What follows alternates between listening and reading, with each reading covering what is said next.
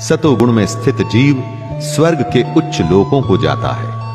स्वर्ग के उच्च लोक यानी कि जहां ज्ञान होता है, ज्ञानी होते हैं, जहां दुख नहीं होता। रजोगुण में स्थित जीव मध्य में यानी कि पृथ्वी लोक में ही रह जाते हैं, यानी उनका फिर से जन्म होता है और वो वापस से मनुष्य योनि में आते हैं।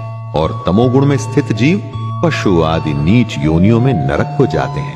नीच योनि से मतलब जो मनुष्य नहीं यानी कि जानवर हैं। सत, रज और तम ये तीनों गुण भौतिक प्रकृति से ही उत्पन्न होते हैं।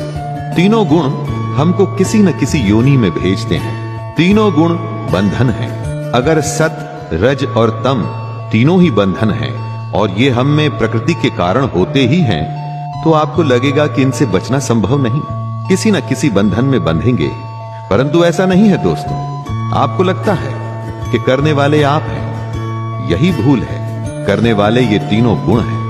जब कोई मनुष्य प्रकृति के तीनों गुणों के अतिरिक्त अन्य किसी को करता नहीं देखता है और स्वयं को ही दृष्टा रूप से देखता है, तब वह प्रकृति के तीनों गुणों से परे स्थित होकर कृष्ण को परमात्मा जानकर उसके दिव्य स्वभाव को ही प्राप्त होता है। तब आपको ज्ञान की प्राप्ति होती है।